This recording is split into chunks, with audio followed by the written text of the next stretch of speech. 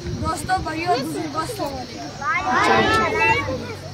आज का दिन मेरे लिए अहम तरीन दिन है, जिसने मुझे हक के लिए बोलना और सच के लिए लड़ना सिखाया।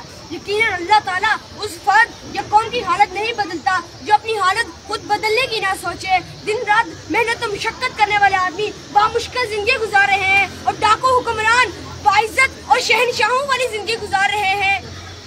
अल्लाह ताला ने अगर मैं जब भी अपने ईद की देखता हूँ तो ये अनगिनत के सवाल पूछता है कि अल्लाह ताला ने जब हर इंसान को हर चीज मुहैया की है तो क्यों चंद लोगों के वसाइल पर काबिज है।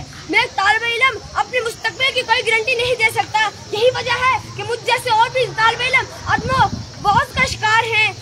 आप भाइयों और बहनों से गुजारिश है कि दूसरी कौमों की तरह हुक्मरानों से अपने हुकूक छीन ले, वरना ये दिन भी दूर नहीं कि जब हुक्मरान आपके वसाइल आपसे छीन लेंगे। हुकूमत से गुजारिश है कि हमें आटे पर सब्सिडी दी जाए, हमें मुफ्त बिजली दी जाए।